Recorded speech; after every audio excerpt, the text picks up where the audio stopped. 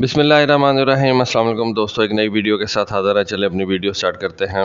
دوسری یاسین کلاس سب میرین جو ہے وہ رشین نیوی کے حوالے کر دی گئی ہے۔ اب یہ یاسین کلاس سب میرین کیا ہے؟ یہ بیسیکلی ایک نیوکلیر پاورڈ سب میرین ہے اور اس کو SSGN کا ڈیزگنیشن دیا گیا ہے۔ SSGN سے کیا بنتا ہے؟ سبمرجڈ گائیڈڈ نیوکلیر، یعنی کہ اس کے اوپر رشیا جو ہے وہ اپنے کروز میزائلز کو رکھے گا۔ اب یہ جو دوسری یاسین کلاس سب میرین رشین نیوی کے حوالے کی گئی ہے، اس کو 2014 کے اندر بنانا شروع کیا گیا تھا اور اب 2021 کے اندر یہ کمپلیٹ ہو کے اس کو رشین نیوی کے حوالے کر دیا گیا ہے۔ رشیا نے تقریباً 10 یاسین کلاس سب میرینز کو بنانے کا پلان کیا ہوا ہے۔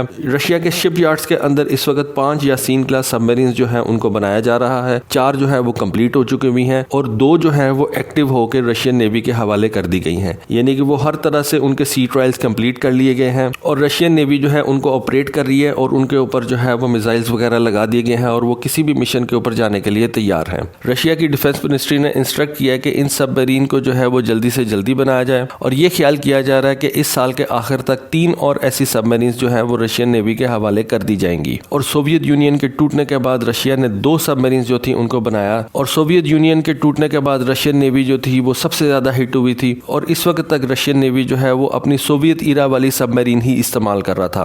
لیکن پھر کچھ سال پہلے رشیا نے 2 سب میرینز بنانے کا پروگرام بنایا۔ ایک رشیا نے یہ یاسین کلاس والی سب میرین جو کہ گائیڈڈ میزائل سب میرین ہے اس کو بنانے کا پروگرام بنایا۔ اس کے علاوہ رشیا نے ایک نئی SSBN سب میرین کا پروگرام بنایا، اس کو اس نے نام دیا تھا بیلگوراڈ کا۔ اب یہ دوسری یاسین کلاس سب میرین جو ہے وہ رشین نیوی کے حوالے کر دی گئی ہے۔ 3 اور مزید یاسین کلاس سب میرینز جو ہے وہ اسی سال رشین نیوی کے حوالے کر دی جائیں گی۔ تو رشیا جو ہے وہ اپنے آپ کو مزید مضبوط کرتا جا رہا ہے، خاص طور پہ نیول فیلڈ کے اندر، کیونکہ سوویت یونین کے ٹوٹنے کے بعد جو رشین نیوی تھی اس کے اوپر سب سے زیادہ ہٹ آئی تھی۔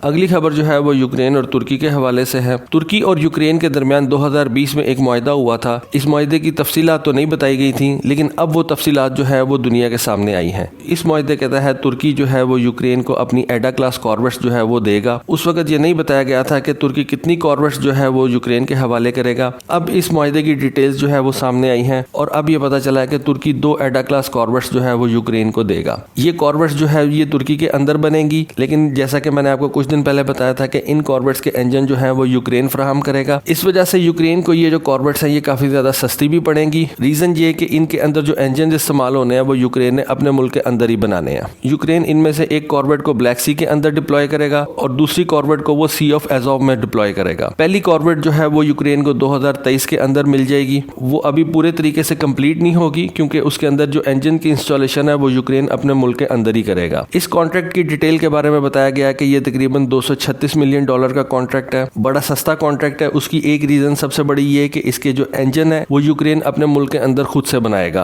اور خود سے ان کی انسٹالیشن کرے گا۔ اب یہ جو ایڈا کلاس کارویٹس ہے، آپ کو پتا ہے کہ پاکستان نیوی نے بھی 4 کا آرڈر دیا ہوا ہے اور اسی سال جنوری کے اندر 4تھی ایڈا کلاس کارویٹ کی سٹیل کٹنگ سیریمنی ہوئی تھی۔ ان ویسلز کی بات کر لی جائے تو یہ کافی زبردست ہے۔ ان کی سپیڈ تقریباً 29 ناٹس کی ہے۔ ان کارویٹس کے اوپر آپ S-70 سی ہاک ہیلی کاپٹرز بھی رکھ سکتے ہیں۔ ان کے اوپر مختلف قسم کے سینسرز اور ویپنز وغیرہ لگے ہوئے ہیں جن کے اندر 3D ریڈارز بھی لگے ہوئے ہیں، الیکٹرو آپٹیکل سینسرز لگے ہوئے ہیں، الیکٹرانک سپورٹ سسٹمز لگے ہوئے ہیں، لیزر وارننگ سسٹم لگے ہوئے ہیں، torpedo detection counter major capabilities ان کے اندر ہیں، ہل ماؤنٹڈ سونارز ہیں، یعنی کہ ان کے ہل کے اوپر جو ہے وہ سونارز وغیرہ لگے ہوئے ہیں۔ ان کاربٹس کے اوپر 2 12.7 ملی میٹر کی گنز ہیں۔ اس خبر سے یہ ثابت ہوتا ہے کہ ترکی اور یوکرین جو ہے وہ آپس میں بہت زیادہ قریب آتے جا رہے ہیں۔ چلے اگلی خبر کی طرف چلتے ہیں۔ اگلی خبر جو ہے وہ پھر رشیا اور چائنا کے حوالے سے ہے۔ 9 اگست سے لے کے 13 اگست تک رشین اور چائنیز ایئر فورسز جو ہیں وہ آپس میں ایک ایکسرسائز کنڈکٹ کریں گی۔ یہ ایکسرسائز جو ہے یہ چائنا کے اندر کنڈکٹ ہوگی اور رشیا اپنے Su-30 جہاز جو ہے وہ چائنا لے کے آ رہا ہے۔ ان ایکسرسائزز کو نام دیا گیا ہے انٹریکشن 2021 کا۔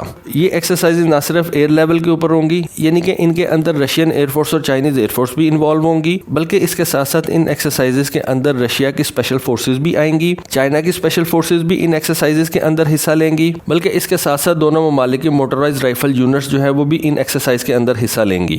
رشیا نے یہ کہا کہ ہمارے Su-30 جہاز جو ہیں وہ تقریباً 1500 کلومیٹر کا سفر طے کر کے چائنا جائیں گے، یعنی کہ یہ ایک نان سٹاپ فلائٹ ہوگی۔ اس کے اندر ریفیول تو وہ کافی دفعہ کریں گے اپنے جہازوں کو، لیکن اس میں سٹاپ اوورز نہیں ہوں گے اور تقریباً 1500 کلومیٹر کا سفر طے کر کے یہ Su-30 جہاز جو ہے یہ چائنا پہنچیں گے اور 9 اگست سے لے کے 13 اگست تک یہ ایکسرسائزز جو ہے ان کو کنڈکٹ کنڈکٹ کیا جائے گا۔ دیکھیں اس وقت چائنا اور رشیا جو ہے وہ بھی آپس میں ایک دوسرے کے قریب آ رہے ہیں۔ جیسے جیسے امریکہ جو ہے وہ پیسیفک کے اندر اپنا زور بڑھا رہا ہے اور اپنے ایلائز کو وہاں پہ اکوپ کر رہا ہے، تو چائنا اور رشیا جو ہے وہ بھی آپس میں ایک دوسرے کے قریب آ رہے ہیں، اور آنے والے دنوں میں جو رشیا کا کردار ہوگا وہ بہت زیادہ اہم ہوگا کسی بھی کانفلکٹ کے اندر۔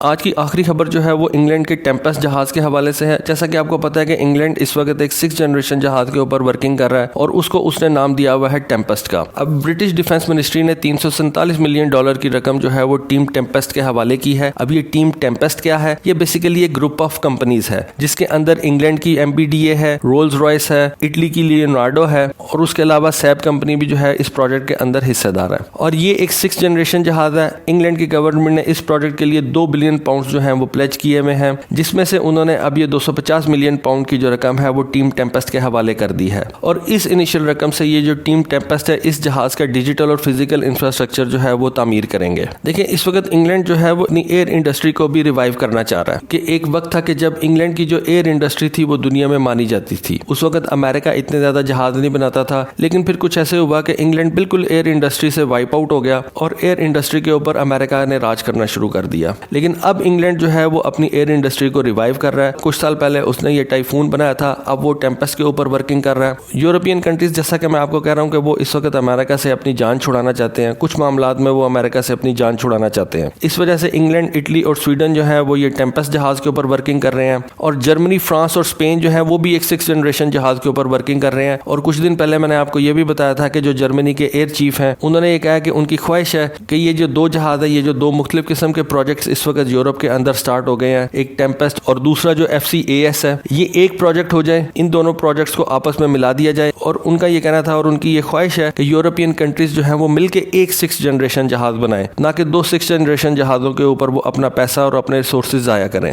ان کا یہ کہنا تھا کہ اس سے یورپین کنٹریز کے درمیان جو انٹرآپریبلٹی ہے وہ بھی بہت زیادہ انکریز کرے گی، وہ بھی بہت زیادہ بہتر ہوگی، اور اس سے کاسٹ اور ٹائم بھی بچے گا۔ تو یہ ایک اپڈیٹ تھی انگلینڈ کے 6 جنریشن جہاز کے اوپر۔ ہوپ فلی آپ کو آج کی ویڈیو پسند آئی ہوگی، کامنٹ سیکشن کے اندر ضرور بتائیے گا۔ آج کے لیے بس اتنا ہی، تھینک یو، اللہ حافظ۔